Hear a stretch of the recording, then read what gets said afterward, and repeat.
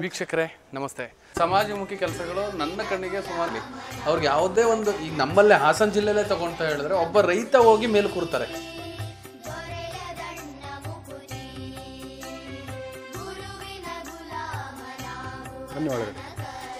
ಯಾರಿಗೆ ಮರುಚುನಾವಣೆ ನಮ್ಮ ಮೇಲೆ ಹೊರೆ ಬೀಳುತ್ತೆ. ಒಲೆ ಒತ್ತಿ ಉರಿದರೆ ನಿಲ್ಲಬಹುದಲ್ಲದೆ ದರೆ ಒತ್ತಿ ಉರಿದರೆ ನಿಲ್ಲಬಹುದೇ ಅಂತ ಜನ ಜಾಗೃತರಾಗಬೇಕು.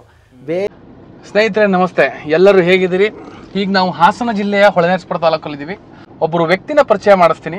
ಒಳ್ಳೆ ವಾಗ್ಮಿ, ವಾಕ್ಚಾತುರ್ಯ ಹೊಂದಿರೋರು. ಅವ್ರನ್ನ ನಿಮಗೆ ಪರಿಚಯ ಮಾಡಿಸ್ತಾ ಹೋಗ್ತೀನಿ. ಒಂದು ಸ್ಪೆಷಲ್ ಥಿಂಗ್ ಏನಂತ ಹೇಳಿದ್ರೆ, ತುಂಬ ಒಳ್ಳೆ ವಚನಗಾರರು. ಅದ್ಭುತವಾಗಿ ವಚನಗಳನ್ನ ನುಡಿತಾ ಹೋಗ್ತಾರೆ. ಅದರದ್ದು ಪರಿಪೂರ್ಣ ಅರ್ಥನ ಅದ್ಭುತವಾಗಿ ಹೇಳ್ತಾ ಹೋಗ್ತಾರೆ. ಈ ವಿಚಾರಗಳನ್ನ ನಿಮ್ಮ ಮುಂದೆ ಇಡ್ತಾ ಹೋಗ್ತೀನಿ. ನಿಮಗೆ ಗೊತ್ತಾಗ್ತಾ ಹೋಗುತ್ತೆ ವ್ಯಕ್ತಿ ಯಾವ ಥರ, ಹೇಗೆ ಆ ವ್ಯಕ್ತಿ. ಬನ್ನಿ, ಹಾಗೇನೆ ಇವರೊಬ್ಬರು ಅದ್ಭುತವಾದ ವ್ಯಕ್ತಿ. ಯಾವ ಥರ ಅಂತ ಹೇಳಿದ್ರೆ, ಅವರ ವಚನಗಳನ್ನ ತುಂಬ ಚೆನ್ನಾಗಿ ಕರಗತೆಯಿಂದನೇ ಎಲ್ಲನೂ ಕೇಳ್ತಾ ಹೋಗೋಣ. ಅವರ ಹೆಸರು HS ಪ್ರಭುಶಂಕರ್ ಅಂತ. ಇಲ್ಲೇ ನೋಡಿ, ಈಗ ಒಂದು 2 ತಿಂಗಳ ಹಿಂದೆ ನಿವೃತ್ತಿ ಹೊಂದಿದ್ದಾರೆ ಪ್ರಾಂಶುಪಾಲರಿಂದ. ಅವ್ರನ್ನ ಪರಿಚಯ ಮಾಡಿಕೊಡ್ತೀನಿ. ಬನ್ನಿ ವೀಕ್ಷಕರೇ. ಸರ್ ನಮಸ್ತೆ, ಚೆನ್ನಾಗಿದ್ದೀರಾ? ಚೆನ್ನಾಗಿದೆ, ಬನ್ನಿ ಒಳಗಡೆ. ವೀಕ್ಷಕರೇ, ಆಗ್ತಾನೆ ಹೇಳಿದೆ ಪ್ರಭುಶಂಕರ್ HS ಅಂದ್ಬಿಟ್ಟು. ಈಗ ಒಂದು ಸರ್ 2 ತಿಂಗಳಾಯ್ತಲ್ವ ರಿಟೈರ್ಡ್ ಆಗಿ? ಜುಲೈ 31 ಪ್ರಾಂಶುಪಾಲರಾಗಿ ರಿಟೈರ್ಡ್ ಆಗಿದ್ದಾರೆ. ಹಳ್ಳಿ ಮೈಸೂರು. ಎಲ್ಲಿ ಸರ್ ಆಗಿದೆ? ಹಳ್ಳಿ ಮೈಸೂರು ಸರ್ಕಾರಿ ಪದವಿ ಪೂರ್ವ ಕಾಲೇಜು. ಈಗ ನಾನು ಒಂದು ವಿಚಾರ ಹೇಳ್ತೀನಿ ಫಸ್ಟ್. ಯಾಕೆ ಹೇಳ್ತೀನಿ ಅಂತ ಹೇಳಿದ್ರೆ, ಬಸವಣ್ಣನವರ ವಚನಗಾರರು ಅಂತ ಹೇಳಿದೆ ನಾನು. ಅದು ಒಂದು ವಚನದಿಂದನೇ ಸ್ಟಾರ್ಟ್ ಮಾಡೋಣ ಅನ್ನೋದು ನನ್ನೊಂದು ಅಭಿಪ್ರಾಯ. ಯಾವುದಾದ್ರೂ ಒಂದು ವಚನನ ಹೇಳಿದ್ರೆ ನಮಗೂ ಒಂದು ಖುಷಿ ಆಗುತ್ತೆ. ನುಡಿದರೆ ಮುತ್ತಿನ ಹಾರದಂತಿರಬೇಕು, ನುಡಿದರೆ ಸ್ಫಟಿಕದ ಸಲಾಕೆ ಅಂತಿರಬೇಕು, ನುಡಿದರೆ ಮಾಣಿಕ್ಯದ ದೀಪ್ತಿ ಅಂತಿರಬೇಕು, ನುಡಿದರೆ ಲಿಂಗ ಮೆಚ್ಚಿ ಹೌದೌದೆನ್ನಬೇಕು, ನುಡಿಯೊಳಗಾಗಿ ನಡೆಯದಿದ್ದರೆ ಎಂತೊಲೆಯನಯ್ಯ ಕೂಡಲ ಸಂಗಮ ದೇವ ಅಂತ ಬಸವಣ್ಣವ್ರು ಹೇಳ್ತಾರೆ. ಒಳ್ಳೆಯ ಮಾತನ್ನ ಆಡಿ ಅಂತ. ಒಳ್ಳೆಯ ಮಾತನ್ನ ಆಡುವಾಗ ಒಳ್ಳೆಯ ಮಾತನ್ನ ಆಡಿದ್ರೆ ಯಾರು ಕೇಳಬೇಕು ಅನ್ನೋ ಹಿಂಗಿರ್ಬೇಕು, ಆ ಥರ ಮಾತನಾಡಿ ಅಂತ ಬಸವಣ್ಣವರು ಹೇಳ್ಕೊಟ್ಟಿದ್ದಾರೆ. ಓವರಾಲ್ ಒಂದು ಮಾನವೀಯತೆನ ಕಲಿಬೇಕು ಅಂತ. ಹೌದೌದು, ಯಾವ್ದ್ಯಾವ್ದನ್ನ ಮಾತಾಡೋದಲ್ಲ. ಈಗ ಬಂದಾಗ ಯಾರೋ ಮನೆಗೆ ಬರ್ತಾರೆ, ಆಗ್ಲೂ ಪ್ರೀತಿಯಿಂದ ಮಾತಾಡಿಸಿ. ಏನು ಬಂದಿರಿ ಅದುಳವಿದ್ದಿರೆ ಎಂದಿರೆ ನಿಮ್ಮ ಮೈಸಿರಿ ಹಾರಿ ಹೋಗುವುದೇ, ಕುಳ್ಳಿರೆಂದಿರೆ ನೆಳ ಕುಳಿ ಹೋಗುವುದೇ, ಒಡನೆ ನುಡಿದರೆ ಸಿರವಟ್ಟೆ ಒಡೆಯುವುದೇ, ನೀಡದಿದ್ದರೊಂದೆಡೆ ಗುಣವಿಲ್ಲದಿದ್ದಡೆ ಕಡಿಮೆ ಮೂಗ ಕೊಯ್ಬಣೆ ನಮ್ಮ ಕೂಡಲ ಸಂಗಮ ದೇವ ಅಂತ. ನೀವೇನು ಕೊಡ್ದವ್ರು ಪರವಾಗಿಲ್ಲ, ಬಂದವ್ರನ್ನ ಪ್ರೀತಿಯಿಂದ ಮಾತಾಡ್ಸಿ. ಕುತ್ಕೊಳ್ಳಿ ಎನ್ನಿ, ಏನ್ ನೆಲ ಹೇಳಿದ್ರೆ ಬಂದವ್ರನ್ನ ಕುತ್ಕೊಳ್ಳಿ ಅಂತ ಹೇಳಿದ್ರೆ ನೆಲ ಏನಾದ್ರು ಕುಗ್ಗೋಗುತ್ತಾ? ಇಲ್ಲ, ನೀವು ತಕ್ಷಣ ನೀವು ಮಾತಾಡೋದು ನಿಮ್ಮ ಶ್ರೀಮಂತಿಗೆ, ನಿಮ್ಗಿರೋ ಐಶ್ವರ್ಯ ಏನು ಆರೋಗೋದಿಲ್ಲ. ನೀವೇನು ಕೊಡೋದು ಬೇಡ, ಒಳ್ಳೆ ಗುಣವನ್ನು ಬೆಳೆಸ್ಕೊಳ್ಳಿ, ಪ್ರೀತಿಯಿಂದ ಮಾತಾಡಿಸಿ. ಮಾತಿನಿಂದಲೇ ಯವು ಮಾತಿನಿಂದಲೇ ಸಕಲ ಸಂಪದವು, ಮಾತಿಲ್ಲದೆ ಸಕಲವು ತನಗಿದ್ದು ಹಾನಿ ಕಾಣೆಯ ಅಂತಾನೆ ಸರ್ವಜ್ಞ. ಹಾಗಾಗಿ ನಮ್ಗೆ ಮಾತು ಮುಖ್ಯ. ಈಗ ಮಾತೆ ಮುತ್ತು ಮಾತೆ ಮೃತ್ಯು ಅಂತ. ಮಾತಿದ್ರೆ ಏನೆಲ್ಲ ಆಗ್ಬಹುದು, ಜಗವನ್ನೇ ಗೆಲ್ಲಬಹುದು ಅನ್ನೋ ಒಂದು ಉದ್ದೇಶದಿಂದ. ಅದಕ್ಕೆ ವೀಕ್ಷಕರೇ, ಈಗ ಬಸವಣ್ಣನ ವಚನವನ್ನ ಎಷ್ಟು ಚೆನ್ನಾಗಿ ಹೇಳ್ತಾ ಇದ್ದಾರೆ. ಹೀಗೆ ಮಾತಾಡ್ತಾ ಮಾತಾಡ್ತಾ ಮಧ್ಯದಲ್ಲಿ ನಾವು ಅದನ್ನ ಬಿಡಿ ಬಿಡಿಯಾಗಿ ಒಂದೊಂದು ಹೇಳ್ತಾ ಹೋಗೋಣ. ಈಗ ನನ್ನ ಅಭಿಪ್ರಾಯ ಏನು ಅಂತ ಏನಕ್ಕಿಲ್ಲ ಹೇಳ್ತಾ ಹೋಗ್ತೀನಿ ನೋಡಿ. ಇವರು ಪ್ರಾಂಶುಪಾಲರಾಗಿರಬಹುದು, ಯಾವ ಒಂದು ಸ್ಪೆಸಿಫಿಕೇಶನ್ ಆಗಿದ್ದಾರೆ ಅಂತ ಅವ್ರ ಬಾಯಲ್ಲೇ ಹೇಳಿಸ್ತೀನಿ ನೋಡಿ. ಹಾಗೇನೆ ರಾಜ್ಯಶಾಸ್ತ್ರ ಅಂತ ನಂದು ಪೊಲಿಟಿಕಲ್ ಸೈನ್ಸ್. ಕನ್ನಡದಲ್ಲಿ ರಾಜ್ಯಶಾಸ್ತ್ರ, ರಾಜನೀತಿ ಶಾಸ್ತ್ರ, ರಾಜ್ಯ ತತ್ವಶಾಸ್ತ್ರ, ರಾಜಕೀಯ ಸಿದ್ಧಾಂತ ಅಂತ ಕರೀತಾರೆ. ರಾಜ್ಯಶಾಸ್ತ್ರ ಅಂದ್ರೆ ನಾವು ಹೈಸ್ಕೂಲ್ನೊಳಗೆ ಹೋದ್ರೆ ಪೌರನೀತಿ ಅಂತ ನೀವು ಓದಿರ್ತೀರಿ. ಹೈಸ್ಕೂಲಲ್ಲಿ ಪೌರನೀತಿ ಸಿವಿಕ್ಸ್ ಅಂತ ಬರುತ್ತೆ. ಅದು ಸೋಷಿಯಲ್ ನಲ್ಲಿ ಸಿವಿಕ್ಸ್ ಸೋಷಿಯಲ್ ನಲ್ಲಿ ಬರುತ್ತಲ್ಲ, ಅದರದ್ದು ಒಂದು ಭಾಗ. PU ನಲ್ಲಿ ಅದೇ ಸಪರೇಟ್ ಪೊಲಿಟಿಕಲ್ ಸೈನ್ಸ್ ಅಂತ ಬರುತ್ತೆ, ಅದು ರಾಜ್ಯಶಾಸ್ತ್ರ. ಸರಿ, ಏನಾಗ್ತಾ ಇದೆ ಅಂದ್ರೆ, ಸುಮ್ಮನೆ ನನ್ನ ಮನಸ್ಸಲ್ಲಿರೋ ಕ್ವಶನ್ ಕೇಳ್ತಾ ಇದ್ದೀನಿ. ಎಲ್ಲರೂ ಬರೀ ಇಂಜಿನಿಯರು, ಡಾಕ್ಟ್ರು, BSc, ಮಾಸ್ಟ್ರು, ಇನ್ನೇನು ಲೈಫೇ ಇಲ್ಲ, ಯಾವುದೋ IT ಬದುಕೆ, ಬೆಂಗಳೂರೇ ಲೈಫು, ಇನ್ನೇನು ಇಲ್ಲ ಅನ್ನೋ ಹಂಗೆ ಯೋಚನೆ ಮಾಡ್ತಿರುವಾಗ ನಿಮ್ಮ ಒಂದು ಫೀಲ್ಡ್ ಅಲ್ಲಿ, ನಿಮ್ಮ ಒಂದು ಸ್ಪೆಸಿಫಿಕೇಶನ್ ಅಲ್ಲಿ ಯಾಕೆ ಹೋಗ್ತಾ ಇಲ್ಲ ಯಾರು? ಯಾಕೆಂದ್ರೆ ಬೇರೆದಕ್ಕೆ ಕಂಪೇರ್ ಮಾಡಿದ್ರೆ ನಿಮ್ಮಲ್ಲಿ ಜನ ಕಡಿಮೆ ಇದ್ದಾರೆ. ಸ್ಟೂಡೆಂಟ್ಸ್ ಆಗಲಿ, ಯಾವುದೇ ವಿದ್ಯಾರ್ಥಿಗಳಾಗ್ಲಿ ಕಡಿಮೆ ಇದ್ದಾರೆ. ಪೊಲಿಟಿಕಲ್ ಸೈನ್ಸ್ ತಗೊಳ್ಳೋದಾಗ್ಲಿ ಅಥವಾ ಎಕನಾಮಿಕ್ಸ್ ತಗೊಳ್ಳೋದಾಗ್ಲಿ, ಆರ್ಟ್ಸ್ ತಗೊಳ್ಳೋದಾಗ್ಲಿ ತುಂಬ ಕಡಿಮೆ.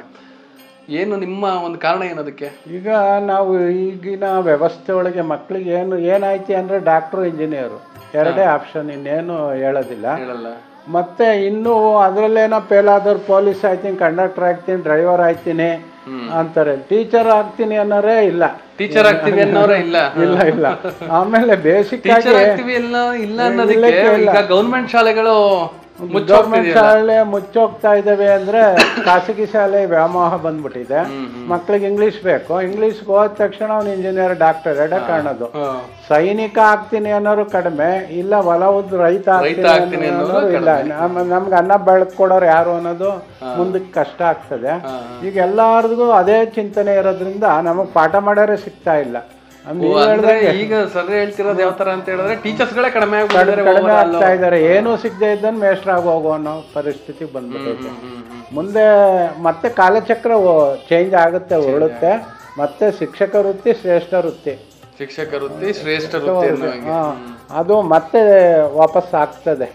ಈ ಗುರು ಅನ್ನೋದು ಎಲ್ಲೂ ಸಿಗದೆ ಇರೋ ವಸ್ತು. ಗುರುವಿನ ಗುಲಾಮನ ಆಗುವ ತನಕ ದೊರೆಯದಣ ಮುಕುತಿ ಅಂತವ ಆಚಾರ್ಯ ದೇವೋಭವ ಅಂತ ಹೇಳ್ತಾರೆ. ಶಿಕ್ಷಕ ಅನ್ನೋನು ಇದ್ರೇನೆ ಈ ಸಮಾಜ ತಿದ್ದುಪಡಿ ಆಗ್ತದೆ. ಗುರು ಇರಬೇಕು. ಗುರು ಇಲ್ಲ ಅಂದ್ರೆ ಯಾವುದೂ ಆಗೋದಿಲ್ಲ. ಗುರು ಇರ್ಬೇಕು ಅಂತ ಸರ್ ಹೇಳ್ತಾ ಇದ್ದಾರೆ. ಅದಕ್ಕೆ ಕೋರ್ಪು ಹೇಳ್ತಾರೆ ಗುರು ಬಗ್ಗೆ, ಹಿಂದೆ ಗುರುವಿದ್ದ ಹಿಂದೆ ಗುರಿ ಇತ್ತು ಮುಂದೆ ನಡೆದಿದ್ದು ಧೀರ ದಂಡು. ಇಂದು ಗುರುವಿಲ್ಲ ಹಿಂದೆ ಗುರಿ ಇಲ್ಲ ಮುಂದೆ ನಡೆದಿದ್ದು ಹಣ ಏಡಿಗಳ ಹಿಂಡು ಅಂತ ಕುವೆಂಪು ಹೇಳ್ತಾರೆ. ಹಿಂದೆ ಗುರು ಇದ್ದ, ಅವ್ನ್ ಗುರಿ ಮಕ್ಳಿಗೆ ಗುರಿ ಇತ್ತು, ಒಂದ್ ದಾರಿ ಹೋಗ್ತಾ ಇತ್ತು. ಈಗ ಗುರುನೂ ಇಲ್ಲ ಗುರಿನೂ ಇಲ್ಲ, ಹಂಗಾಗ್ಬಿಟ್ಟಿದೆ ಗುರುಗಳು ಇದು ಅಂತ. ಈಜಲರಿಯದವ ತೊರೆಯಲ್ಲೋಗವನ ರಕ್ಷಿಸಬಲ್ಲನೆ ಅಂತ ಹೇಳ್ತಾರೆ. ಮೊದ್ಲು ಅವನಿಗೆ ಈಜು ಬರೆಯೋದಿಲ್ಲ, ಆ ಪ್ರತಾಪದಲ್ಲಿ ಬಿದ್ದು ಹೋದನ ಅಂತ. ಕುರುಡ ಪಥವನ್ನು ಹಿಡಿದು ನೆಲೆಸಬಲ್ಲನ, ಅವನಿಗೆ ಕಣ್ ಕಾಣೋದಿಲ್ಲ, ಅವನು ಇನ್ನೊಬ್ರು ದಾರಿ ನಡೆಸ್ತಾನ ಅಂತವ.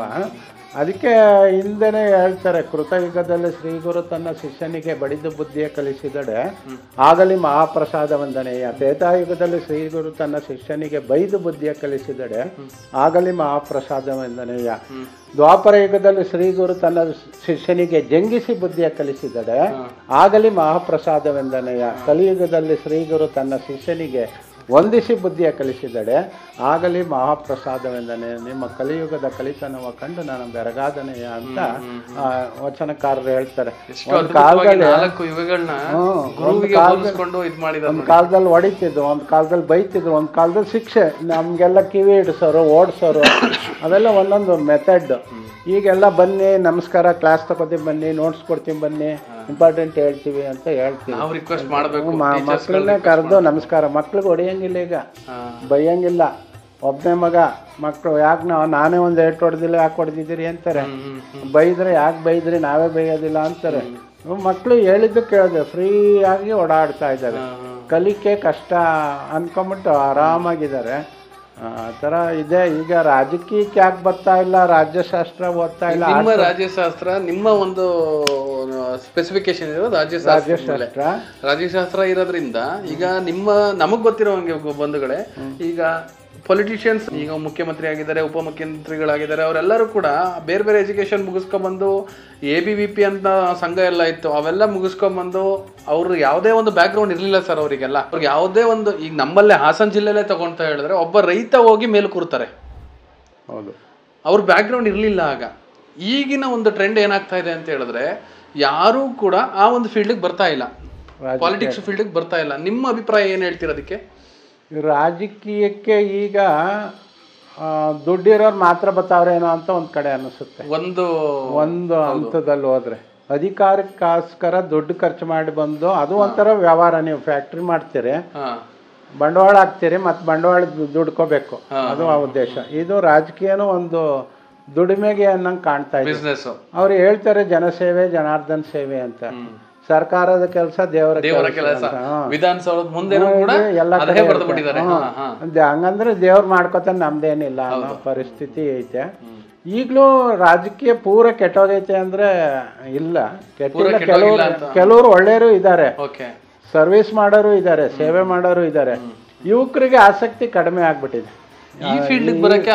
ಆಸಕ್ತಿ ರಾಜಕೀಯ ಈಗ ನೀವು ಆಸಕ್ತಿ ಕಡಿಮೆ ಅಂತ ಹೇಳ್ತಾ ಇದೀರಿ, ಅಲ್ಲಿಗೆ ಹೋದ್ರೆ ಲೈಫ್ ಇಲ್ಲ ಅನ್ನೋದೊಂದು ಯೋಚನೆ ಯುವಕರಿಗಾಗಿದೆ ಅನ್ನೋದು ನನ್ನ ಅಭಿಪ್ರಾಯ. ನಾನು ಯಾಕೆಂದ್ರೆ ಈಗ ಯುವಕತನನ್ನ ಮುಗಿಸ್ಕೊಂಡು ಈಗ 33-32 ಅದರಲ್ಲಿ ಆ ಆಸ್ಪಾಸಲ್ಲಿ ಇದ್ದೀನಿ, ಇನ್ನೂ ಯುವಕ ಇದ್ರಲ್ಲೇ ಇರೋದು. ಅಲ್ಲಿಗೆ ಹೋದ್ರೆ ನಮಗೆ ಲೈಫ್ ಸಿಗಲ್ಲ ಅನ್ನೋದೊಂದು ನಮ್ಮ ಒಂದು ಇದು. ಅದೇ ಅವ್ರಿಗೆಲ್ಲ ಈಗ ಏನಾಗಿದೆ ಅಂದ್ರೆ ಯುವಕರಲ್ಲಿ ನಮ್ಮ ದೇಶದ ಸಮಸ್ಯೆಗಳು ನೋಡ್ತಾರೆ. ಈ ಭ್ರಷ್ಟಾಚಾರ ಹೆವಿ ಆಗಿದೆ. 5 ಪಾತಕಗಳು ಅಂತೇವೆ. ಬಸವಣ್ಣ 7 ಪಂಚಪಾತಕಗಳು ಹೇಳ್ತಾರೆ, ಕಲಬೇಡ ಕೊಲಬೇಡ ಅಂತ. ಈಗ 5 ಇದಾವೆ. ನಮಗೆ ಅನಕ್ಷರತೆ ಇನ್ನೂ ಇದೆ, ಅಸಮಾನತೆ ಇನ್ನೂ ಇದೆ, ಇನ್ನೂ ಜಾತಿ ವ್ಯವಸ್ಥೆ, ಲಿಂಗಾಧಾರಿತ ಅಸಮಾನತೆ, ಜಾತಿ ಆಧಾರಿತ ಅಸಮಾನತೆ, ಕೋಮುವಾದ ಇನ್ನೂ ಇದೆ, ಭಯೋತ್ಪಾದನೆ ಇದೆ, ಭ್ರಷ್ಟಾಚಾರ ಇದೆ. ಅದರೊಳಗೆ ಇವು 5 ಯೂನಿವರ್ಸಲ್ ಪ್ರಪಂಚದಲ್ಲಿ ಬಂದರೆ ನಮ್ಮಲ್ಲಿ ಇನ್ನೂ ಜಾಸ್ತಿ ಆಗ್ತಾ ಇದೆ. ಅನಕ್ಷರತೆ ಒಳಗೆ ಅನಾರೋಗ್ಯ ಇದೆ, ರೋಗ ಪೀಡಿತರು ಜಾಸ್ತಿ ಆಗ್ತಾ ಇದ್ದಾರೆ. ಇಲ್ಲಿ ನಮ್ಮಲ್ಲಿ ಯಾಕೆ ಈ ಅನಾರೋಗ್ಯ ಇದೆ? ವಸತಿ ಸಮಸ್ಯೆ ಇದೆ, ಆಹಾರ ಸಮಸ್ಯೆ ಇದೆ. ಈಗೆಲ್ಲ ಒಂದು ಕಡೆ ಹೇಳ್ತಾರೆ ಎಲ್ಲ ಕಡೆ ಎಲ್ಲ ಸಿಗ್ತಾ ಇದೆ ಅಂತ. ಸೌಲಭ್ಯ ಸರ್ಕಾರಕ್ಕೆ ಈಗ ಪ್ರಜಾಪ್ರಭುತ್ವ ರಾಷ್ಟ್ರಗಳು ಕಲ್ಯಾಣ ರಾಷ್ಟ್ರಗಳಾಗಿರೋದ್ರಿಂದ ಎಲ್ಲ ಜನಕ್ಕೆ ಸೌಲಭ್ಯ ಸಿಗ್ತಾ ಇದೆ. ಆದರೂ ಇನ್ನೂ ಕಟ್ಟಕಡೆಯ ವ್ಯಕ್ತಿ ಆರಾಮಾಗಿಲ್ಲ, ಬಹಳ ಬಡತನ ಇದೆ, ಇನ್ನೂ ಹಂಗೆ ರೀಚ್ ಆಗ್ತಾ ಇಲ್ಲ. ಒಂದ್ ಕಡೆ ಹೇಳ್ತಾರೆ ರಾಜೀವ್ ಗಾಂಧಿ ಪ್ರಧಾನಿ ಆದಾಗ್ಲೇ ಕೇಂದ್ರದಲ್ಲಿ ಏನೋ ಒಂದು ಪಾತ್ರ ತುಂಬ ಕಳಿಸಿದ್ರೆ ರಾಜ್ಯಕ್ಕೆ ಬರೋದಕ್ಕೆ ಅರ್ಧ ಆಗಿರ್ತದೆ, ಜಿಲ್ಲೆಗೆ ಬರೋದಕ್ಕೆ ಬರೀ ಸ್ವಲ್ಪ ಇರ್ತದೆ, ತಾಲೂಕು ಬರೋದಕ್ಕೆ ಬರೀ ಪಾತ್ರ ಉಳಿತದೆ, ಗ್ರಾಮ ಪಂಚಾಯತಿಗೆ ಹೋಗೋದಕ್ಕೆ ಏನು ಉಳಿಯೋದಿಲ್ಲ ಅಂತ. ಅನುದಾನ ಹಂಗೆ ಪರ್ಸೆಂಟೇಜ್ ಮೇಲೆ ಹೋಗ್ತದೆ. ನಾನು ನೋಡಿ ಕೇಳ್ತಾ ಇರ್ತೀವಿ 40%, 80%, ನಾ ಮಾಡ್ತಾ ಇರ್ತೀವಿ. ಯಾಕೆ ಹಿಂಗಾಯ್ತು? ಇದು ಯುವಕರಲ್ಲಿ ಪರಿಣಾಮ ಬೀರುತ್ತೆ. ಇದು ನಮಗೆ ಸ್ಟೇಬಲ್ ಇಲ್ಲ ಅಂತ. ಯಾರೇ ಒಂದು ಉದ್ಯೋಗ ಮಾಡೋದಾದ್ರೂ ನಾವೊಂದು ಕಡೆ ಪರ್ಮನೆಂಟ್ ಆಗಿರಬೇಕು, ಅಸೆಟ್ ಆಗಿರಬೇಕು, ಏನಾರು ಮಾಡಬೇಕು ಅನ್ನೋ ಒಂದು ಕಲ್ಪನೆ ಇರ್ತದೆ. ನಮ್ಮ ಪೇರೆಂಟ್ಸ್ ಬರೋದೆಲ್ಲ ಮಕ್ಕಳಿಗೆ ಏನು ಹೇಳ್ತಾರೆ ಅಂದರೆ, ನಾವು ಓದಲಿಲ್ಲ, ನಾವೇ ಬೆಟ್ಟು, ಮಕ್ಕಳು ಓದ್ಲಿ ಅಂತ ಕಷ್ಟಪಟ್ಟು ಓದಿಸ್ತಾ ಇದ್ದಾರೆ. ಇವು ಓದ್ತಾ ಇರೋರಿಗೆ ಇವಾಗ ಈಗಿನ ಮೀಡಿಯಾ ವ್ಯವಸ್ಥೆ ಒಳಗೆ ಎಲ್ಲ ಪ್ರಪಂಚದ ಜ್ಞಾನ ಗೊತ್ತಾಗ್ಬಿಡುತ್ತೆ. ಹಂಗೆಯಲ್ಲೇ ಪ್ರಪಂಚ ಗ್ಲೋಬಲ್ ವಿಲೇಜ್ ಅಂತ ಕರಿತೀವಿ, ವಿಶ್ವಗ್ರಾಮ ಅಂತ, ಜಾಗತಿಕ ಗ್ರಾಮ ಅಂತ. ಒಂದೇ ಸೂರಿನಡಿ ಎಲ್ಲ ಸಿಗುವ ವ್ಯವಸ್ಥೆ ಈಗಿದೆ. ನೀವು ಮೊಬೈಲ್ನಲ್ಲೋ ಇಂಟರ್ನೆಟ್ಟಲ್ಲೋ ಲ್ಯಾಪ್ಟಾಪಲ್ಲೋ ಇಡೀ ಪ್ರಪಂಚನೇ ತಿಳ್ಕೊತವೆ. ಗುರುಗಳೇ ಬೇಕು ಅಂತ ಇಲ್ಲ. ನಾವಂತೂ ಹಿಂದೆಲ್ಲ ಬೆಳಿತಾ ಬೆಳಿತಾ ಒಂದು ಹ್ಯಾಂಡ್ ಪೋಸ್ಟ್ ಇದ್ದಂಗೆ, ಈ ಕಡೆ ಚನ್ನಪಟ್ಟಣ, ಈ ಕಡೆ ಅರ್ಕಲಗೂಡು, ಈ ಕಡೆ ಹಾಸನ, ಈ ಕಡೆ ಮೈಸೂರು ಅಂತ. ಒಳ್ಳೆ ದಾರಿ ಯಾವುದು ಅಂತ ತೋರಿಸ್ತೀವಿ. ಇಲ್ಲ ನಾನು ಹಿಂಗೆ ಮೈಸೂರಿಗೆ ನಾನು ಬಳಸ್ಕೊಂಡು ಹಾಸನಕ್ಕೆ ಹೋಗಿ ಚನ್ನಪಟ್ಟಣದ ಮೇಲೆ ಹೋಗ್ತೀನಿ ಅಂದ್ರೆ ಹಾಳಾಗೋಗು ಅಂತೀವಿ, ಹೋಗಿ ಅಂತ ಹೇಳ್ತೀವಿ. ಹಂಗೆ ಮಕ್ಕಳಲ್ಲಿ ಈಗ ಸ್ಟೇಬಲ್ ಇಲ್ಲ ಇದು ರಾಜಕೀಯ.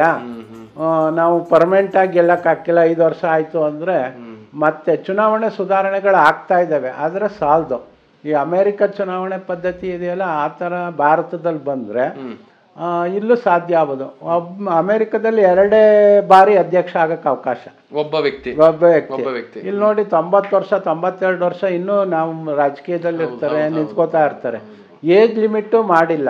ಒಂದು 60ರಿಂದ 70 75ಕ್ಕೆ ನಿಲ್ಲಿಸ್ಬಿಟ್ರೆ ಏನಾಗುತ್ತೆ ಅಂತ ಹೇಳಿದ್ರೆ, ಏಜ್ ಲಿಮಿಟ್ ಮಾಡಿಲ್ಲ ಅಂತ ಹೇಳ್ತಾ ಇದ್ದೀರಿ. ಏಜ್ ಲಿಮಿಟ್ ಮಾಡಿಲ್ಲ ಅನ್ನೋದಕ್ಕೀಗ 90 ವರ್ಷ ಆದ್ರೂ 100 ವರ್ಷ ಆದ್ರೂ ರಾಜ್ಯಸಭಾ ಮೆಂಬರ್ಗೆ ಹೋಗ್ತಾರೆ, ಇಲ್ಲ ಲೋಕಸಭಾ ಮೆಂಬರ್ಗೆ ಬರ್ತಾರೆ. ಸೋತ್ರು ಪರವಾಗಿಲ್ಲ, ಇನ್ಯಾವುದಕ್ಕಾದ್ರೂ ಕೂರ್ಸಿರ್ತಾರೆ. ಹೌದೌದು, ಆಯ್ತಾ? ನಮ್ಮ ಸಂವಿಧಾನದಲ್ಲಿ ಅದೇನಾದ್ರೂ ತಿದ್ದುಪಡಿ ತರ್ಬೋದು. ಚುನಾವಣೆ ಸುಧಾರಣೆಗಳು ಅಂತ ಇದೆ. ಅದು ಚುನಾವಣೆ ಸುಧಾರಣೆಗಳು ಸಾಕಷ್ಟು ಮಾಡಿ. ಇಂದ್ರಜಿತ್ ಗುಪ್ತಾ ಸಮಿತಿ ಇತ್ತು, ಗೋಸ್ವಾಮಿ ಸಮಿತಿ ಇತ್ತು. ಇವೆಲ್ಲ ಸಮಿತಿಗಳು ಮಾಡಿದ್ರು. ಅವು ಕೆಲವು ಮಾಡಿದ್ರು. ಈಗ ಮೊದಲು ID ಕಾರ್ಡೇ ಇರಲಿಲ್ಲ ನಮಗೆ, ಯಾರೋ ಓಟ್ ಹಾಕೋರು. TN ಸೆಷನ್ ಬಂದಾಗ ಮತದಾರನ ಗುರುತಿನ ಚೀಟಿ ತಂದ್ರು. ಈಗ ಫೋಟೋ ಬರುತ್ತೆ, ಹೆಸರು ಬರುತ್ತೆ, ಡೇಟ್ ಆಫ್ ಬರ್ತ್ ಬರುತ್ತೆ, ತಂದೆ ಹೆಸರು ಬರುತ್ತೆ. ಒಂದು ಸ್ವಲ್ಪ ಅವಾಯ್ಡ್ ಆಗ್ತು.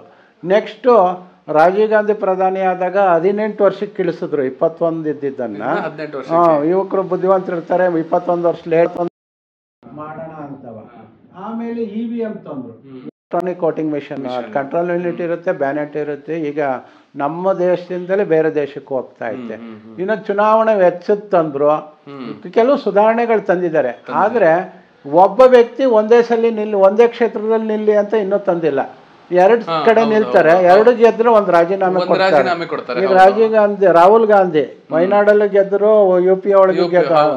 ಈಗ 1ಕ್ಕೆ ರಾಜೀನಾಮೆ ಕೊಟ್ರು, ಮತ್ತೆ ಬೈ ಎಲೆಕ್ಷನ್. ಅದ್ರ ಅವರೇ ಕೊಡ್ಬೇಕು ಅಂದ್ರೆ ನಾವು ಕಟ್ಟಬೇಕಲ್ಲ ಸರ್. ಅವರೇ ಕಟ್ಟಬೇಕಾದ್ರೆ ನಿಂತಿಲ್ಲ. ನಾವು ಜನದ ದುಡ್ಡಲ್ವಾ, ಮತ್ತೆ ಆ ತರ ಮಾಡ್ತಾರೆ. ಅವರೇ ಕಟ್ಟಬೇಕಾಗಿದ್ರೆ ಆ ತರ ಸುಧಾರಣೆ ತಂದ್ರೆ, ಏನಾರ ಒಂದು ಕ್ಷೇತ್ರ ಉಳಿಸ್ಕೊಂಡು ಇನ್ನೊಂದು ಕ್ಷೇತ್ರಕ್ಕೆ ರಾಜೀನಾಮೆ ಕೊಡ್ತೀವಿ ಅಂದ್ರೆ ಅದು ಬರೋ ಚುನಾವಣೆಗೆ ಆಗುವ ವೆಚ್ಚವನ್ನ ಅಭ್ಯರ್ಥಿನ ಕಟ್ಟಬೇಕು ಅಂದ್ರೆ ಕಡಿಮೆ ಆಯ್ತದೆ. ಅಮೆರಿಕನ್ ನಿಮ್ದು ಹೇಳ್ತಾ ಇದ್ದೆ, 2 ಸಲ 2 ಅಧ್ಯಕ್ಷ 2 ಬಾರಿ ಅಂತ ಮ್ಯಾಕ್ಸಿಮಮ್, ಗರಿಷ್ಠ 1 ಪರ್ಸನ್ 2 ಸರಿ ಮಾತ್ರ ಅವನು ಅಧಿಕಾರ ಅವಧಿನ ಅನುಭವಿಸಬಹುದು. ಅಕಸ್ಮಾತ್ ಅಮೆರಿಕದಲ್ಲಿ ಅಧ್ಯಕ್ಷ 1 ವರ್ಷ ಆಗಿದೆ ಸತ್ತೋದ, ಉಪಾಧ್ಯಕ್ಷ ಅಧ್ಯಕ್ಷ ಆಗ್ತಾನೆ. No election, no election. ಉಪಾಧ್ಯಕ್ಷ ಅಧ್ಯಕ್ಷ ಇಬ್ರು ಒಟ್ಟಿಗೆ ಹೋಗ್ಬಿಟ್ರು. ಆ ದೇಶದ ಸರ್ವೋಚ್ಚ ನ್ಯಾಯಾಲಯದ ನ್ಯಾಯಮೂರ್ತಿ ಉಳಿದ ಅವಧಿಗೆ ಅಧ್ಯಕ್ಷರಾಗಿ ಮುಂದುವರಿತಾರೆ. ಮತ್ತೆ ಯಾವುದೇ ಕಾರಣಕ್ಕೂ ಚುನಾವಣೆ ಇಲ್ಲ. ಇಲ್ಲಿ ರಾಜೀನಾಮೆ ಕೊಡ್ತಾರೆ, ಇನ್ನೊಂದು ಪಕ್ಷಕ್ಕೆ ಹೋಗ್ತಾರೆ, ಮತ್ತೆ ಚುನಾವಣೆ ಆಗುತ್ತೆ. ಅದು ಆರ್ಥಿಕ ವ್ಯವಸ್ಥೆ ಸರ್ಕಾರದ. ನೀವು ಹೇಳ್ತಿರೋ ಹಾಗೆ ಸರ್, ಈಗ ನಮ್ಮ ದೇಶ ಉತ್ತೀರ್ಣವಾಗಿ ಬೆಳಿಬೇಕು ಅಂದ್ರೆ ಈ ರಾಜಕೀಯದಲ್ಲಿ ಈ ತರ ಪದ್ಧತಿಗಳು ಚೇಂಜ್ ಆಗ್ಬೇಕು. ನೀವು ಹೇಳ್ತೀರಿ ನಮ್ಗೆ ಈ ಅಮೆರಿಕನ್ ಸಿಸ್ಟಮ್ ನಮಗ್ ಗೊತ್ತಿಲ್ಲ. ಒಂದು ಸಲ ಗೆದ್ರೆ ಆ ಅವಧಿ ಮುಗಿಯೋ ತನಕ ಆ ಪಕ್ಷ ಚೇಂಜ್ ಮಾಡಬಾರ್ದು ಅಂತ ಒಂದು ಚುನಾವಣೆ ಸುಧಾರಣೆ ತರಬೇಕು. ಆಗ ಪಕ್ಷಾಂತರ ಕಡಿಮೆ ಆಗುತ್ತೆ. ಈ ಕಳೆದ ಬಾರಿ ವಿಧಾನಸಭೆ ನೀವು ಕೇಳಿದಿರಿ, 17 ಜನ ಗೆದ್ದ ಅಭ್ಯರ್ಥಿಗಳು ಪಕ್ಷವನ್ನ ಬಿಟ್ಟು ಇನ್ನೊಂದು ಪಕ್ಕ ರಾಜೀನಾಮೆ ಕೊಟ್ಟು ಮತ್ತೆ ನಿಂತು 16 ಜನ ಗೆಲ್ತಾರೆ, ಒಬ್ರು ಸೋಲ್ತಾರೆ, ಬಿಡಿ ಅದೇನಾರಾಗ್ಲಿ. ಆ ಪಕ್ಷವನ್ನ ತ್ಯಜಿಸಿ ಇನ್ನೊಂದು ಪಕ್ಷಕ್ಕೆ ಹೋಗ್ತಾರೆ. ಅದು ಯಾರಿಗೆ? ಮರುಚುನಾವಣೆ, ನಮ್ಮ ತೆರಿಗೆ ಹಣದಲ್ಲಿ ಹಿಂಗಾಗ್ತದೆ. ಅದು ಹೋಗ್ಬೇಕು. ಅಮೆರಿಕದಲ್ಲಿ ಹಂಗೇನೆ, ಯಾರು ವ್ಯಕ್ತಿ ಮರಣ ಹೊಂದಿದ್ರೆ ಅಥವಾ ರಾಜೀನಾಮೆ ಕೊಟ್ಟರೆ ಉಳಿದ ಅವಧಿಗೆ ಉಳಿದ ವ್ಯಕ್ತಿ ಬರ್ತಾನೆ, ಉಪಾಧ್ಯಕ್ಷ, ಅಧ್ಯಕ್ಷರು. ಮೆಂಬರ್ಗಳು ಅಂದ್ರೆ ಯಾರು ಸೋತಿರ್ತಾರೆ, ಹಿಂದೆ ಯಾರು ಇರ್ತಾರೆ ಅವರು ಆ ಜಾಗಕ್ಕೆ ಬರ್ತಾರೆ. ಈಗ MP ಹಾಸನ್ಗೋ ತಗೊಂಡ್ರೆ ಶ್ರೇಯಸ್ ಪಟೇಲ್ ಇದ್ದಾರೆ, ಅವ್ರಿಗೆ ವಿರುದ್ಧವಾಗಿ ಯಾರು ನಿಂತಿದ್ರು, ಯಾರು ಸೋತಿದ್ದಾರೆ ಅವರು ಉಳಿದ ಅವಧಿಗೆ ಇರ್ತಾರೆ. ಚುನಾವಣೆ ಮಧ್ಯದಲ್ಲಿ ಚುನಾವಣೆ ಇಲ್ಲ. ಈಗಲೂ ಒಂದು ಅಮೆಂಡ್ಮೆಂಟ್ ಮಾಡಬೇಕು ಅಂತ ಮಾಡ್ಕೊಂಡಿದ್ದಾರೆ. ಇಡೀ ರಾಷ್ಟ್ರ ಏಕ ಚುನಾವಣೆ, ಒಂದೇ ರಾಷ್ಟ್ರ ಒಂದೇ ಚುನಾವಣೆ ಅಂತ. ಅದು ಇನ್ನೂ ಸಾಧಕ ಬಾಧಕ ಇದಾವೆ. 2 ಸದನದಲ್ಲಿ 3/2 ಬಹುಮತ ಬರಬೇಕು. ಜೊತೆಗೆ ಅರ್ಧಕ್ಕಿಂತ ಹೆಚ್ಚು ರಾಜ್ಯಗಳು ಒಪ್ಪಬೇಕು. ಅರ್ಧಕ್ಕಿಂತ ಹೆಚ್ಚು ರಾಜ್ಯಗಳು. ಈಗ 30 ರಾಜ್ಯಗಳಿದ್ರೆ 15ರಿಂದ 16 ರಾಜ್ಯಗಳು. ಅದನ್ನ ನಾವು 28 ರಾಜ್ಯಗಳಲ್ಲಿ 15 ರಾಜ್ಯಗಳು ಒಪ್ಪಬೇಕು, ಅರ್ಧಕ್ಕಿಂತ ಹೆಚ್ಚು ಅಂದ್ರೆ. ನಮಗೆ ಈ ಜಮ್ಮು ಕಾಶ್ಮೀರ ರಾಜ್ಯ ಇಲ್ಲ, ಮತ್ತೆ ಸ್ಥಾನಮಾನ ಕೊಟ್ಟಿಲ್ಲ. ಹಂಗಾಗಿ ರಾಜ್ಯ ಅಂದ್ರೆ ಕೇಂದ್ರಾಡಳಿತ ಪ್ರದೇಶಗಳು ಸೇರುತ್ತಾ? ಕೇಂದ್ರಾಡಳಿತ ಪ್ರದೇಶ ರಾಜ್ಯಗಳೇನಿದಾವೆ 28 ಆ ರಾಜ್ಯಗಳು ಮಾತ್ರ. ಸೊ ಈಗ ನಾವು ಒನ್ ಇಂಡಿಯಾ ಒನ್ ಎಲೆಕ್ಷನ್ ಅಂತ, ಒನ್ ಇಂಡಿಯಾ ಒನ್ ಎಲೆಕ್ಷನ್ ಅಲ್ಲೂ ಕೂಡ. ಸೊ ಇದು ನನ್ನ ಪ್ರಕಾರ ಇದು ನೆಗೆಟಿವ್ ಆಗು ಸ್ವಲ್ಪ ಕಾಣಿಸುತ್ತೆ. ಈಗ ಪಂಚಾಯತಿ ಎಲೆಕ್ಷನ್ ಆಗ್ಲಿ, ಮುನ್ಸಿಪಾಲಿಟಿ ಎಲೆಕ್ಷನ್, ಅವೆಲ್ಲ ಎಲೆಕ್ಟ್ ಮಾಡಕ್ಕೆ ತುಂಬಾ ಕಷ್ಟ ಆಗ್ಬೋದು ನಮಗೆ. ಈ ಪಂಚಾಯತ್ ನೋಡಿ, ಈಗ ಗ್ರಾಮ ಪಂಚಾಯತ್, ತಾಲೂಕ್ ಪಂಚಾಯತಿ, ಜಿಲ್ಲಾ ಪಂಚಾಯತಿ ಅವಧಿ ಮುಗಿದು 3ನೇ ವರ್ಷಕ್ಕೆ ಬಂದಿದೆ, ಇನ್ನೂ ಚುನಾವಣೆ ಆಗಕ್ಕಾಗಿಲ್ಲ. ಕೋರ್ಟ್ಗೆ ಹೋಗ್ತಾರೆ, ಮೀಸಲಾತಿ ಚೇಂಜ್ ಆಯ್ತು ಇದು ಅಂತ. ಅದು 5 ವರ್ಷಕ್ಕೆ ನಿಯತಕಾಲವಾಗಿ ನಡೀತಾ ಇಲ್ಲ. ಗ್ರಾಮ ಪಂಚಾಯತಿ ನಡೆದಿದೆ. ವಿಧಾನಸಭೆ ಲೋಕಸಭೆ ಒಟ್ಟಿಗೆ ನಡೆದ್ರೆ ಒಬ್ರು ಅನುಕೂಲ ಆಯ್ತೆ, ಒಂದೇ ಪಕ್ಷ ಬಂದ್ಬಿಡುತ್ತೆ ಅಂತ ಇನ್ನೊಂದು ಪಕ್ಷಕ್ಕೆ ಭಯ. ಯಾವ ಪಕ್ಷ ಬರುತ್ತೆ ಅನ್ನೋದು ಯಾರಿಗೂ ಗೊತ್ತಿರಲ್ಲ. ಜನ ಏನ್ ತೀರ್ಮಾನ ಮಾಡ್ತಾರೆ ಆ ಥರ ಆಗುತ್ತೆ. ಆ ಥರ ಆದರೆ ಚುನಾವಣೆ ವೆಚ್ಚ ಉಳಿಯುತ್ತದೆ. ಲೋಕಸಭೆ ಚುನಾವಣೆ, ವಿಧಾನಸಭೆ ಚುನಾವಣೆ ಒಟ್ಟಿಗೆ ಆದ್ರೂ ಒಳ್ಳೇದು. ಸ್ಥಳೀಯ ಸಂಸ್ಥೆಯಲ್ಲೂ ಒಟ್ಟಿಗೆ ಮಾಡಕ್ಕೆ ಕಷ್ಟ ಆಗುತ್ತೆ. ಸ್ಥಳೀಯ ಸಂಸ್ಥೆಗಳು ಸ್ವಲ್ಪ ಒಟ್ಟಿಗೆ ಮಾಡೋದು ತುಂಬಾ ಕಷ್ಟ. ಈಗ ಆಗುತ್ತೆ, ಕಡಿಮೆ ಆಗುತ್ತೆ. ಸೊ ಈಗಿನ ರಾಜಕೀಯ ಹೇಗಾಗಿದೆ ಅಂದ್ರೆ ಓವರ್ ಆಲ್ ಸುಮ್ಮನೆ ಒಂದೇ ವರ್ಡಲ್ಲಿ ಹೇಳ್ಬೋದು ಅಂದ್ರೆ ಒಂಥರ FIR ರಾಜಕೀಯ ಆಗ್ಬಿಟ್ಟಿದೆ. ಯಾರೇ ಒಂದು ಇದಕ್ಕೆ ಯಾವ್ದಾದ್ರು ಒಂದ್ ಜಾಗಕ್ಕೆ ಹೋಗಿ ದ್ವೇಷ ರಾಜಕೀಯ, ಇವನೇನೋ ತಪ್ಪು ಮಾಡ್ದ ಅಂತ ಇನ್ನೊಬ್ರ ಮೇಲೆ ಹಾಕೋದು, ಅವನ್ ತಗೊಬಂದು ಇನ್ನೊಬ್ರ ಮೇಲೆ ಹಾಕೋದು, ಎಲ್ಲಾ ಪಾರ್ಟಿಯವ್ರ ಮೇಲೂ FIR ಷಡ್ಯಂತ್ರ ಅಂತ ಹೇಳ್ತಾರೆ. ಈಗ ಬಹಳ ಒಳ್ಳೆ, ನಾನು ಮೊನ್ನೆ ಯಾವ್ದನ್ನು ನೋಡ್ತಾ ಇದ್ದೆ, ನಿಜಲಿಂಗಪ್ಪ ಕರ್ನಾಟಕದಲ್ಲಿ ಮುಖ್ಯಮಂತ್ರಿ ಆಗಿದ್ರು, ಕೆಂಗಲ್ ಹನುಮಂತಯ್ಯ ಮುಖ್ಯಮಂತ್ರಿ ಆಗಿದ್ರು. ಅವ್ರು ಏನೂ ಇಟ್ಕೊಂಡಿರ್ಲಿಲ್ಲ, ಇಳಿದ ಕಾರು ಇಲ್ಲ ಅವ್ರಿಗೆ. ನಿಜಲಿಂಗಪ್ಪಂದು ಒಂದು ದೂರವಾಣಿ ಸಂಪರ್ಕನ ಕಡಿತ ಆಗಿರ್ತದೆ. ಹೆಗಡೆ ಅವ್ರು ಫೋನ್ ಮಾಡಿದಾಗ ಡಿಸ್ಕನೆಕ್ಟ್ ಆಗಿದೆ ಅಲ್ಲಿ ಯಾಕೆ ಅಂತ, ಅಲ್ಲಿ SP ಶಂಕರ್ ಬಿದಿರಿ ಅವ್ರಿಗೆ ಫೋನ್ ಮಾಡ್ತಾರೆ. ಅವ್ರು ಹೋಗಿ ಚೆಕ್ ಮಾಡಲಾಗಿ ಡಿಸ್ಕನೆಕ್ಟ್ ಆಗಿದೆ, 40 ರೂಪಾಯಿ ಕಟ್ಟಬೇಕಾಗತ್ತೆ. ಅದಕ್ಕೆ ಕಟ್ಟಿಲ್ಲ, ಇದಾಗಿದೆ ಚಿತ್ರದುರ್ಗದಲ್ಲಿ ಅವರು. ಆಮೇಲೆ ಇವರು 40 ರೂಪಾಯಿ ಕಟ್ಟಿ ಅದಕ್ಕೆ ಕನೆಕ್ಷನ್ ಕೊಟ್ಟು ಅವ್ರ ಕೈಲಿ ಮಾತಾಡಿಸ್ತಾರೆ. ಆಮೇಲೆ ನಿಜಲಿಂಗಪ್ಪಂಗೆ ಗೊತ್ತಾಗುತ್ತೆ ಇವ್ರು ಶಂಕರ್ ಬಿದರಿ ಕಟ್ಟಿದ್ದಾರೆ ಅಂತ. ಅವ್ರ ಮನೆ ಕರೆಸಿ ನನಗೆ ಸಂಬಳ ಆದ್ಮೇಲೆ ಬಂದು ನಿನ್ನ 40 ರೂಪಾಯಿ ಇಸ್ಕೊಂಡು ಹೋಗು ಅಂತ, ಸಂಬಳ ಆದ್ಮೇಲೆ ಅವ್ರು ಕರೆದು 40 ರೂಪಾಯಿ ಕೊಟ್ಟು ಕಳಿಸ್ತಾರೆ. ಆ ಥರ ಪ್ರಾಮಾಣಿಕ ವ್ಯಕ್ತಿಗಳಿದ್ರು ಹಿಂದೆ. ಕೆಂಗಲ್ಲನಂತ ಇರ್ಬೋದು, ನಿಜಲಿಂಗಪ್ಪ ಇರ್ಬೋದು, ವೀರೇಂದ್ರ ಪಾಟೀಲ್ ಇರ್ಬೋದು. ಅವರು ತಮಗೂ ಏನು ಮಾಡ್ಕೊಳ್ಳಿಲ್ಲ, ಕುಟುಂಬಕ್ಕೂ ಏನು ಮಾಡ್ಕೊಳ್ಳಿಲ್ಲ. ಸಮಾಜ ಸೇವೆ ಅಂತ ಹೇಳಿದ್ರೆ ಓನ್ಲಿ ಸಮಾಜ ಸೇವೆ. ನೋಡ್ತಾ ಇದ್ದೀರಿ ಮೂಡ ಸೈಟ್, ಒಬ್ರು 14, ಒಬ್ರು 18, ಒಬ್ರು 100, ಒಬ್ರು 200, 1000 ಅಂತ. ಯಾಕೆ ಹೆಂಗೆ ಮಾಡ್ತಾವ್ರೋ ಗೊತ್ತಿಲ್ಲ. ಕಾರ್ ಮೇಲೆ ಕಾರ್ ಇರ್ತವೆ, ಫ್ಲ್ಯಾಟ್ ಮೇಲೆ ಫ್ಲ್ಯಾಟ್ ಇರ್ತವೆ. ಜಮೀನು ಎಲ್ಲಿ ನೋಡಿದ್ರು ಈ ರಾಜಕಾರಣಿಗೆ ಇಲ್ಲಿ 100 ಎಕರೆ ಅಲ್ಲಿ 100 ಎಕರೆ ಅಂತ ಇರ್ತದೆ. ಅದು ಏನು ಅನ್ನೋದು ಗೊತ್ತಿಲ್ಲ. ಆಸೆ ಮನುಷ್ಯನ್ಗೆ ಏನಾಗಿದೆ ಅಂದ್ರೆ ಈಗ ಹೆಚ್ಚು ದುಡಿಬೇಕು, ಹೆಚ್ಚು ಶ್ರೀಮಂತ ಆಗ್ಬೇಕು ಅಂತ ಕಾಂಪಿಟೇಷನ್. ಆಮೇಲೆ ಈಗ ಯಾಕೆ ತಗೋತೀರಿ ಲೈಫ್ ಅಂದಾಗ ಒಂದು ವಿಚಾರ ಹೇಳ್ತೀನಿ. ಹೆಚ್ಚು ಕಡಿಮೆ ಇವ್ರನ್ನ ನಾವು ನೋಡಕ್ಕೆ ಸ್ಟಾರ್ಟ್ ಮಾಡಿ ಒಂದು 15 ವರ್ಷ ಆಯ್ತು. ಪ್ರಭು ಸರ್ ಅವ್ರನ್ನ ನೋಡಕ್ ಸ್ಟಾರ್ಟ್ ಮಾಡಿ. ನಾವು ಆಕ್ಚುಲಿ ಪ್ರಭು ಸರ್ ಅಂತ ಹೇಳಂಗಿಲ್ಲ, ಡೈರೆಕ್ಟ್ ಆಗಿ ಸಿಕ್ತಾಗ ನಾವು ಅಂಕಲ್ ಅಂತಾನೆ ಮಾತಾಡ್ಸೋದು. ಇವ್ರು ಎಷ್ಟು ಸಿಂಪಲ್ ಆಗಿರ್ತಾರೆ ಲೈಫಲ್ಲಿ ಅಂತ ಹೇಳಿದ್ರೆ ಅಷ್ಟು ಸಿಂಪಲ್ ಆಗಿ ಜೀವನ ಮೂವ್ ಮಾಡ್ತಾರೆ. ಯಾವುದೇ ತರ ಆಡಂಬರದ ಜೀವನ ಇಲ್ಲ, ಇನ್ ಯಾವುದೇ ತರ ಬೇರೆ ತರ ಒಂದು ಅದ್ಯಾವುದೋ ಹೋಗಿ ಶೋಕಿ ಮಾಡಬೇಕು, ಇನ್ನೊಂದು ಯಾವುದೋ ಅಲ್ಲೋಗಬೇಕು, ಆ ತರ ಶೋಕಿಗಳೇ ಇಲ್ಲ.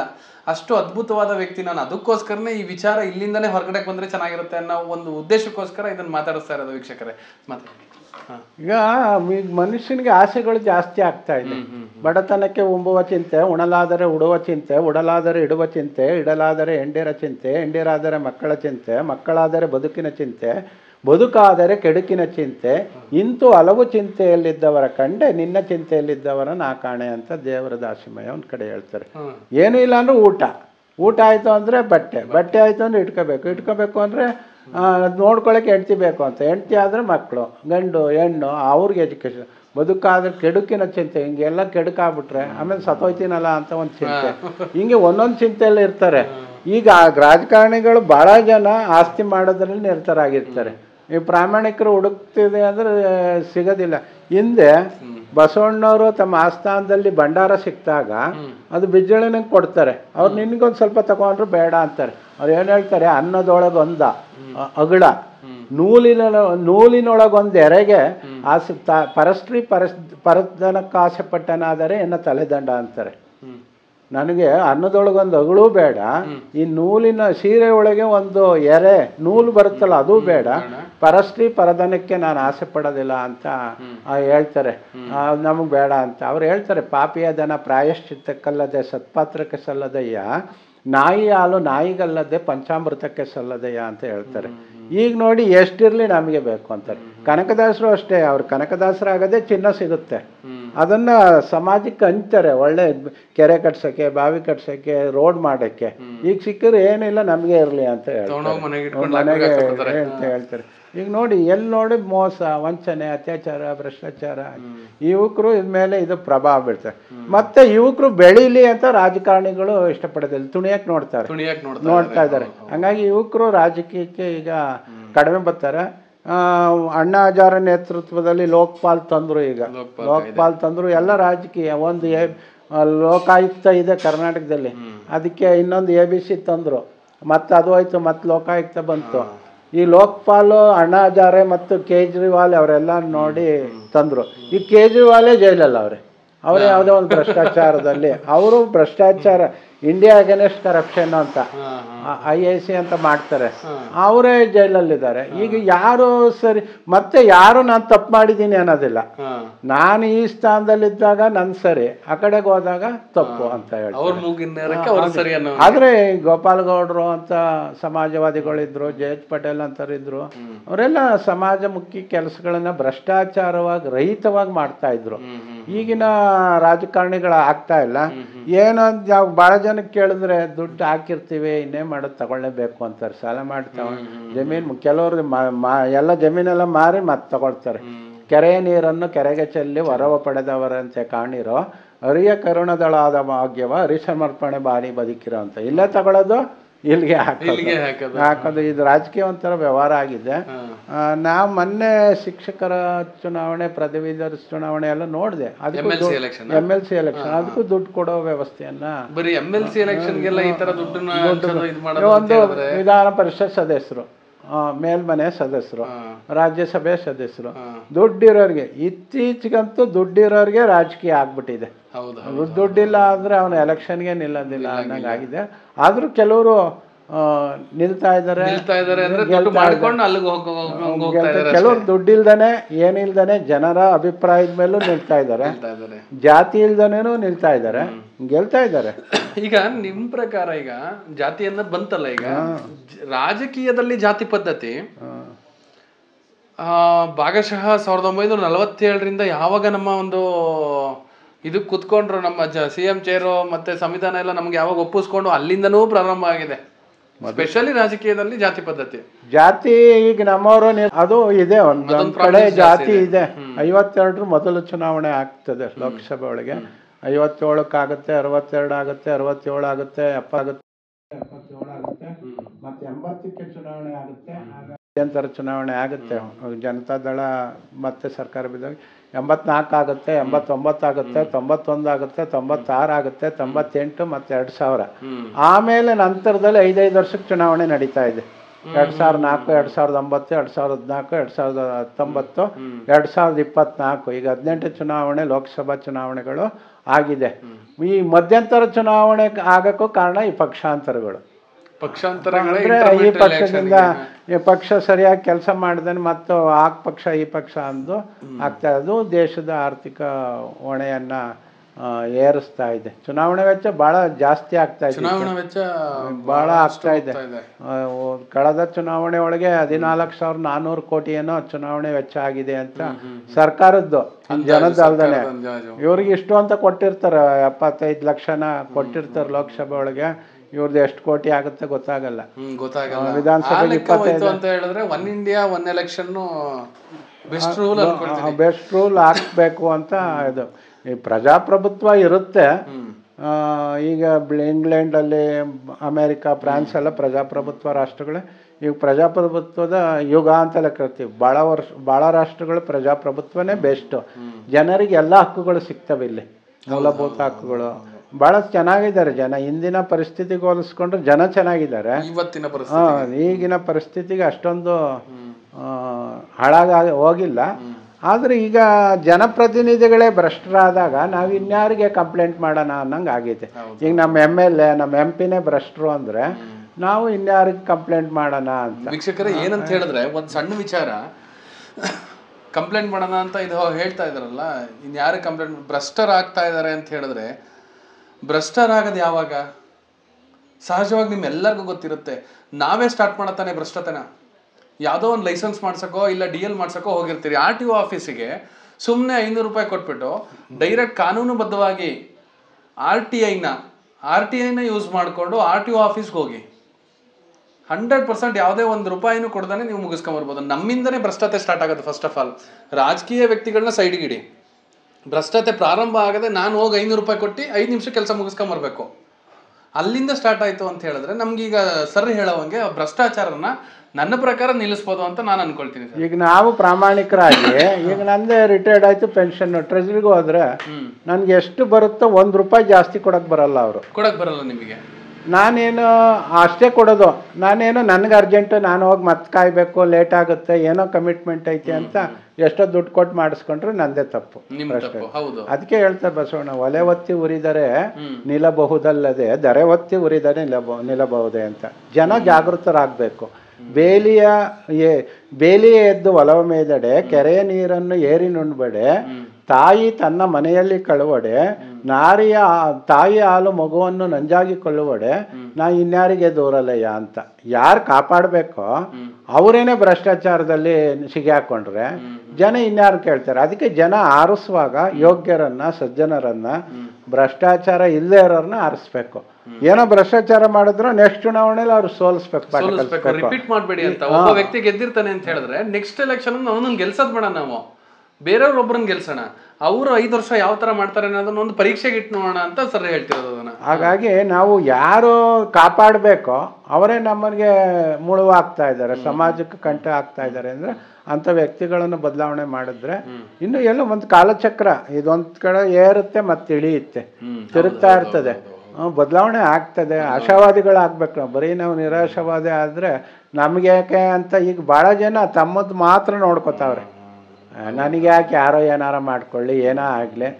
ಈಗ ಯಾರೋ ಬಿದ್ದಿದ್ದಾರೆ ಅಂದರೆ ನಾವು ಸಹಾಯ ಮಾಡಬೇಕು ಅಂತ ಏನು ಹೋಗೋದಿಲ್ಲ, ವಿಡಿಯೋ ಮಾಡ್ತಾ ನೋಡ್ತಾ ಇರ್ತಾರೆ. ಈಗ ಪರಿಸ್ಥಿತಿ ಹಂಗಾಗಿದೆ. ನಿಮ್ಗೆ ಯಾಕೆ ಅಂತ ಕೂತಿದ್ರೆ ನೀವು ಕೂಡ ಇಷ್ಟ ಹೆಸರು ಮಾಡಕ್ ಆಗ್ತಿರ್ಲಿಲ್ಲ. ಹೌದೌದು, ಏನು ನನ್ನ ಕೈಲಿ ಈಗ ಒಬ್ರಿಗೆ ಯಾಕೆ ಅಂತ ಕೂತಿದ್ರೆ ಇವ್ರ ಮಕ್ಳುಗಳು ತುಂಬಾ ಒಳ್ಳೆ ವಿದ್ಯಾಭ್ಯಾಸದಲ್ಲಿದ್ದಾರೆ, ಅವ್ರಿಗೂ ದೇವ್ರು ಒಳ್ಳೆ ಜಾಗಕ್ಕೆ ಸೇರಿಸಿದಾನೆ. ಇವರು ಸಮಾಜಮುಖಿಯಾಗಿ ಎಷ್ಟಾಗುತ್ತೆ ಒಂದು ಮಾತಲ್ಲಾಗ್ಲಿ ಅಥವಾ ಯಾವುದಾದ್ರೂ ರೂಪದಲ್ಲಾಗಲಿ ಸಹಾಯನ ಮಾಡ್ತಾವ, ಸಮಾಜಮುಖಿ ಕೆಲಸಗಳನ್ನ ಮಾಡ್ತಾ ಇರೋದ್ರಿಂದ, ಹಾಗಾಗಿ ನಾನು ಹೇಳ್ತಿರೋದು ಇವರಿಂದ ಒಂದು ಉದಾಹರಣೆ ಏನು ಕೊಡ್ತಾ ಇದ್ದೀನಿ ಅಂತ ಹೇಳಿದ್ರೆ, ಯಾವುದೇ ವಿಚಾರ ಆಗಲಿ ನನಗೆ ಯಾಕಪ್ಪ ಅಂತ ಬಿಟ್ಟು ಹೋಗೋದು ಬೇಡ ಅಂತ ಅಷ್ಟೇ. ಅದಕ್ಕೆ ಹೇಳ್ತಾರೆ ಭಾಳ ಜನ, ನಮ್ಗೆ ಯಾಕೆ ಇರೋರು ಮಾಡ್ಕೊತಾರ, ಹೋಗ ಹೊಡೆದವನೇ ಕೊಡ್ತಾನೆ, ಕೊಟ್ಟನ ಲಂಚ ದುಡ್ಡು ಕೊಟ್ಟನ ಓಟ್ ಹಾಕಿಸ್ಕೊಂಡ ಅಂದರೆ ಹೊಡೆದಿದ್ದ ಕೊಟ್ಟ ಅಂತಾರೆ, ಕೊಡ್ಲಿಲ್ಲ ಅಂದರೆ ಅವನೇ ತಿನ್ಕೊಂಡ ಅಂತಾರೆ. ನೀವೇನೇ ಮಾಡಿದ್ರು ಜನ ಹೇಳ್ತಾರೆ. ಸಾಮಾಜಿಕವಾಗಿ ಒಳ್ಳೆ ಕೆಲಸ ಮಾಡಬೇಕು, ಮಾರ್ಗದರ್ಶನ. ಇದಕ್ಕೆ ಮೂಲ ಏನು ಅಂದರೆ ಶಿಕ್ಷಣ ಬೇಕು ನಮಗೆ. ಶಿಕ್ಷಣ ಒಳ್ಳೆ ನೈತಿಕ ಶಿಕ್ಷಣ ಬೇಕು, ಮಾರಲ್ ಎಜುಕೇಶನ್ ಬೇಕು. ಅದು ಮಕ್ಕಳಲ್ಲಿ ಕೊಟ್ಟರೆ ನಾವು ಸಮಾಜಕ್ಕೆ, ಈಗ ಮನುಷ್ಯ ಹುಟ್ಟಿದ ಮೇಲೆ ಸಮಾಜ ಜೀವಿ ಆಗಿದ್ದಾನೆ, ಒಬ್ಬನೇ ಇರೋಕ್ಕೆ ಸಾಧ್ಯವಿಲ್ಲ. ಅದು ಸಮಾಜದ ಋಣಗಳನ್ನು ತೀರಿಸ್ಬೇಕು ನಾವು. ಪಂಚ ಋಣಗಳು ಅಂತಾರೆ. ತಂದೆ ತಾಯಿ ಋಣ ತೀರಿಸ್ಬೇಕು, ಗುರುಗಳ ಋಣ ತೀರಿಸ್ಬೇಕು, ದೇವರ ಋಣ ತೀರಿಸ್ಬೇಕು,